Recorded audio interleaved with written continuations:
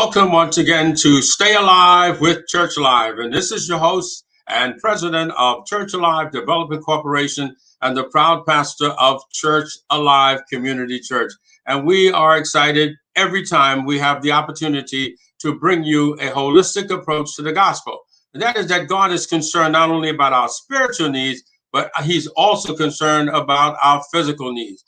And this program is very unique because we have a friend with a program that has been proven that it has the heart for the females. And there's a campaign, and we're going to tell you all about how you can be part of a home for our girls. And we have an exciting guest, and she's also a friend of Church Alive, and that is Karen Harris. Karen Harris is the founder and CEO of WASU Project. And you're gonna understand what WASU is all about. I'm not even gonna try to do it on my own. My guest is going to do just that for you. And because this program is so sensitive and special, we're going to go right into it. And so I want to introduce my guest and friend and founder of WASU, Karen Harris. Welcome to Church Alive. Thank you so much, Dr. Burkhead, and thank you for having us on today. It's good to see you. It's really good. Same here. You know, we're going to get to a home a home for our girls because that's a campaign. But we're going to go into the program, the WASU Project. And but before we go into the WASU Project, tell us a little bit about yourself. Well, basically, I grew up in the South Bronx in a single parent home. I grew up in Butler houses, right in the heart of the South Bronx. I am a social worker now by trade. I worked for many years in the healthcare sector. A few years ago, after an unfortunate situation, that chapter in my life came to an abrupt end, and I began to work in my purpose, what God had assigned me to do. So here we are. I know you're committed to this program. I've seen you pioneer it. I've seen you struggle with it, and God has been with it every step of the way. Because every step of a new program is a learning level, and so I want you to explain to us what the WASU Project is. Well, the WASU Project, I'll get to the name. The name stands for Watch Us as We Step Up. And the name came about with me taking a look at where I wanted to see the young ladies go and what I wanted to see happen for troubled young ladies, which was to see them step up out of the slump that they have found themselves in at no fault of their own. So that's where the name comes from. Now, where do the young ladies come to? How do they come to you and to the program? Well, I would get referrals from various agencies, anywhere from ACS, OCFS, Department of Youth and Community, homelessness, DOH, and I would take in referrals from various, after the process of intake, we will, examine if the person will be appropriate for our program, and then we will, of course, admit them and begin the services. Okay, now the program has existed when, and just go to the specific population also that you will be serving. Well, when it is. Actually, we will be serving young ladies ages 16 to 21 who may have experienced some of the more negative circumstances in today's society, anywhere from human trafficking, domestic and international, runaways, homeless youth, young ladies, sexual assault victims, gender discrimination. They may have become undomiciled because of their gender discrimination, and as well as people who may have experienced may have some issues with criminal justice system. Now, can the referrals? I'm sorry, go ahead.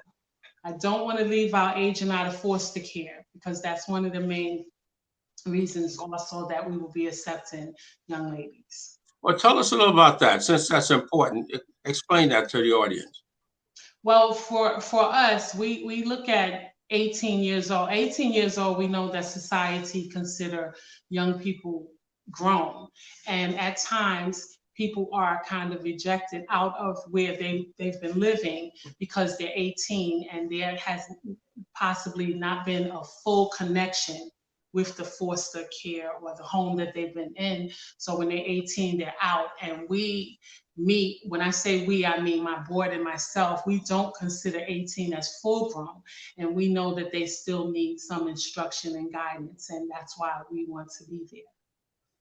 Right. Now, you take referrals from parents or churches like that? Churches, absolutely. We have spoke about it, but we haven't explored totally if we will be taking young people directly from home. So I don't believe that will be happening. However, if the church is connected with an agency, we can definitely work that out. Yes. Okay. Now, what are some of the services you provide for the girls? Well, under our model for success, we provide case management. We offer assistance in education and as well as employment, referral, and advocacy. We advocate showing resume building and basic life skill training, workshops. We'll offer immigration assistance and referrals, financial management and advocacy. Substance abuse counseling is in-house as well as outsourced, support groups, and most of all, physical and mental health resources and referrals we will be doing for these young ladies. But above all of this, our plan and this, myself and the board, we have a divine duty to help these young ladies and to raise up generation of future leaders and help them develop ways and tools not to fall victim again to some of the negative circumstances they've experienced. Well, I know there's a lot of challenges when you're dealing with a diversity of people. They're all girls, but they're all separate individuals. Okay. Yeah, tell us some of the experiences you've had with the girls and share with us. So maybe we got girls out here that are watching. We have mothers and and they're getting interested while they're watching this program. So tell us exactly what is the relationship. How does it develop? Well, when we bring in an individual, well, we usually call it rescue. When we rescue an individual and bring them in with us, we instantly begin our model for success, which is a stage approach that we take. Our first stage is the basics, which is living, basic living. Our second part is the personal growth. That's where we begin to work on them with their personal growth. Connected to the personal growth is trust, belonging, and then we go into the independent stage where we begin to assist them in the things that will make them prominent in being independent individuals, DMV services and so forth, shopping and being, looking for a job and especially seeking an apartment or a place to live. And we help to assist them to develop and into those people that can do that prior to them leaving. And even after they leave, one of the things that we do that's very important to us is aftercare, because we know that many times these young ladies who have these negative experiences unfortunately fall back into where they've been. And so our approach for aftercare is very, very important to us. Mm-hmm. So we do that. Now, what are some of the challenges, besides funding? And we're going to talk about getting you some help. But what are the challenges besides the funding for the program? Then we're going to talk about the funding as well. Well, I think our biggest challenge right now is really finding a location and a site to begin our program and to begin servicing. We've had a lot of difficulty over the past few years in finding that. It's been one thing after the other. We've been told to drive around New York City and see if we find a building that's owned by the city. And we found out that's almost impossible. So we've been having some difficulties. However, we're working along with DYCD and OCFS, which is the Office of Family and Children's Services, to receive our certification. But that location is key, and that's been really a big challenge for us over the years. Now, I believe there's somebody out there that has the building that you need, okay? Because there's a lot of buildings now that are emptying because of the pandemic. We have a lot of businesses, people losing their homes and things like that, and there's a lot of property on the market. So tell us exactly what would be the optimum, or as best you can, building that you would need. Well, we would need a place that will provide us enough space to house. We can go as low as 6, but as high as 12 young ladies. They need to have at least 60 feet of space for themselves.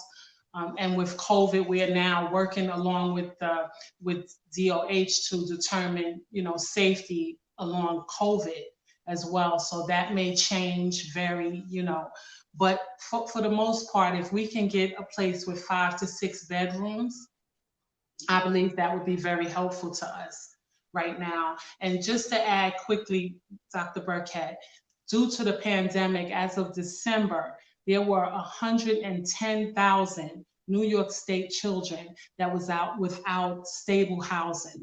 And of that amount, there were over 4,000 that lost a parent or caregiver. So it's really vital that we find in our hearts to help these young people. They need help. They really need an angel. And that's what we're just trying to be an answer to them, basically. I never thought about that. The many mothers and fathers and families have been broken because of the pandemic, and because the pandemic has stricken the older people more than children. So we have a lot of children that are out there that do not have parents. They have lost them. Folks, this is an opportunity for us to really do something, and something that we didn't know, but something that's tragic and something so sensitive. What about your children? If suddenly you were lost to the pandemic, what would happen to them? This program then shines a light on a weakness that we have in our society, and the weakness is, are we prepared to handle the children who have lost their parents? This program can do that. Now, we need to get a building. Now, what would be the location that you would, ideal location, and then locations? Well, we've looked all over, honestly. We've been all to Queens and Brooklyn and the Bronx. We set out really for the Bronx. I remember when I did this, I believe that God was really telling me that's the Bronx, and as a way of giving back also, because I'm from the Bronx. But we, at this point, it's been so difficult, and we know the need is so high that we're not married to a specific location, but it needs to be in New York State. We prefer the city, and that's pretty much it. So we're just hoping that people will partner with us in being change agents in a situation like this. Right. Now, folks, we got a telephone number that's up there on the screen, and I want you to call it. If you have a building, if you know of one, we need you to call Karen Harris. And I know God would bless you for doing just that. We need to be the eyes and the ears for special programs just like this. Now, what is the future plans? So our future plans are, in April, we'll be launching our campaign. So we'll be very visual, and you'll see a lot of us around the Bronx, especially in Manhattan. We'll make ourselves known. One of the incentives that we will be doing is April 17th. We will have a poetry concert, and it's in light of sexual assault, because April is Sexual Assault Month. So we will be having this poetry concert. It's an online event. It's $10. You can purchase your ticket on Eventbrite, and the title is Faith Over Fright. So if you will come out and support and see what we're doing, we will appreciate. We have a very wonderful show set up with a great, with some really great young people that's pitched in to work with us on this project. So we're excited about it. Okay, we're going to show that up on the screen. We're going to take a break right now. We're going to come back. Well, I want to share with my viewing audience and other clergy and other parishioners all over that Pastor Burkett did take the vaccine. And matter of fact, I feel better after I took the vaccine. That's the Pfizer #1. And next week I'll be taking the second one. And I want to let you know that I didn't get any, basic. I think it was a little irritation around where the needle went in. It took about a half a day with maybe 1 or 2 Tylenols, and that was the end of it. Matter of fact, I took a flu shot, and it took me a whole week to get myself together from the flu shot. So I want you to let you know that flu shot, the response to the flu shot is, for me, was more difficult than for the vaccine. So I encourage you, pray about it. Just suggest Dr. Burkett sharing with you his experience. But certainly it's something you need to pray and ask God, Lord, if this is the time, or should I? And he'll give you an answer. God is concerned about us, and he will make sure that we've done the right thing. And so, but I just wanted to share that with you, and that I do support the vaccine because it's going to make a difference, not only in your life and the life of your family. It takes away a lot of fears and anxieties and whatnot, to know that you've done the very best for your loved ones. Okay, we're going to go back to Karen, and what would I ever, we hear about these programs and we never know how they get started, and there is a starting point for a program if it's being inspired by God. Tell us about your inspiration. My inspiration is sentimental, I should say. In 2010, my mother was transitioning, very clearly transitioning, and she was in a facility of her choice that she wanted to go to, and I would go there every day while I was working on on completing my master's degree, and I would find myself typing for this program and just typing instead of doing my work. Actually, I was typing for the WASU project, and I would tend to my mom, then go back to the computer.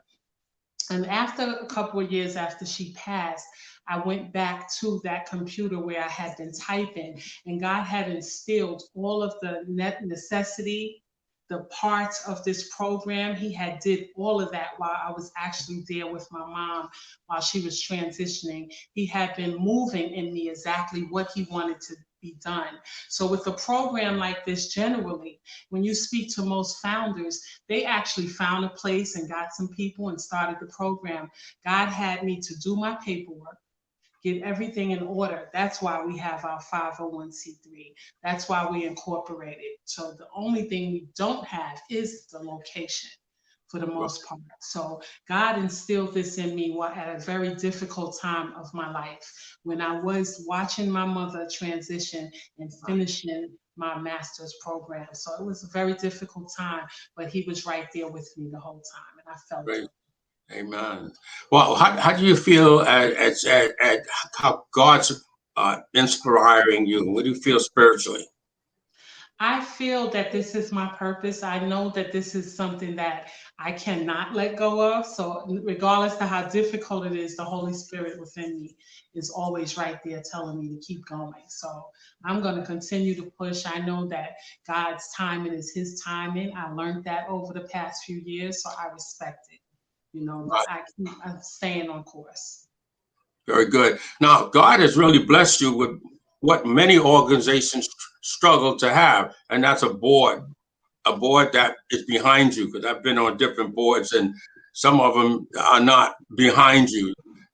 They're more worrisome than anything else. But tell us about how you've been blessed with this board that has connected with your vision.